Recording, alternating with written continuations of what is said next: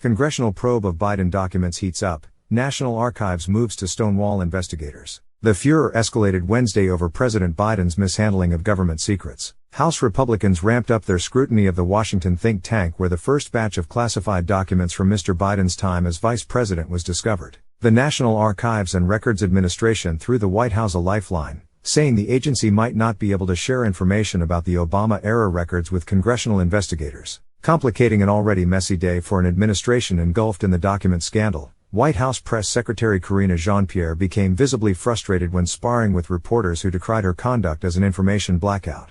House Oversight Committee Chairman James Comer sent a letter to University of Pennsylvania President Mary Elizabeth McGill requesting information about foreign donations and visitors to the Penn Biden Center for Diplomacy and Global Engagement. That's where classified documents, including some thought to be top secret, were found on November 2 in an office used by Mr. Biden after his term as vice president. More classified documents were later found at several locations at Mr. Biden's home in Wilmington, Delaware, including in the garage. See also DOJ rejected having FBI agents monitor search for Biden documents. Federal law strictly forbids the removal or retention of classified documents or materials outside secured locations without authorization, which Mr. Biden would not have had during his tenure as vice president. Mr. Comer, Kentucky Republican, said the number of Chinese donations to the university could give the Chinese Communist Party sway over Mr. Biden's policies.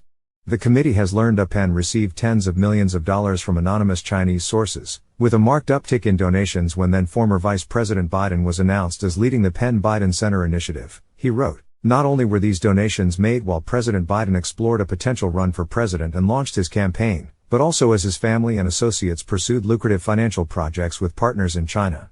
The Penn Biden Center is affiliated with the University of Pennsylvania, where Mr. Biden served as an honorary professor from 2017 to 2019. As part of that relationship, Mr. Biden had an office at the center's Washington location until he was elected president in 2020. The conservative watchdog group National Legal and Policy Center last year alleged that the Penn Biden Center raked in tens of millions of dollars in anonymous donations from China. Stephen McCarthy, a spokesperson for the University of Pennsylvania, confirmed he had received Mr. Comer's letter. He also said the Penn Biden Center never solicited or received any gifts from Chinese or other foreign entities. See also White House cites special counsel's probe in declining to be transparent about Biden classified docs while GOP lawmakers zeroed in on the Penn Biden Center. The National Archives told Mr. Comer it cannot share information about the documents unless it is cleared by the Justice Department. In a letter to Mr. Comer, Acting Archivist Deborah Steidel-Wall said the agency must ensure any disclosures won't interfere with a Justice Department probe into the matter.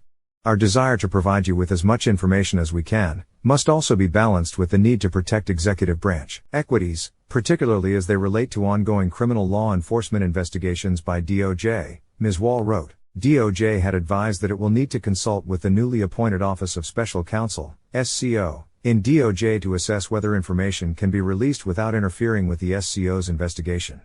Ms. Wall's letter was in response to a request from Mr. Comer seeking all documents and communications between the archives, the White House, Justice Department and Mr. Biden's legal team regarding classified documents discovered at the president's former office in Washington. Meanwhile, Ms. Jean-Pierre avoided answering reporters' questions, repeatedly referring them to the White House counsel's office or the Justice Department. One reporter pressed Ms. Jean-Pierre over her refusal to answer questions about White House procedures when it comes to handling classified documents, earning a sharp rebuke.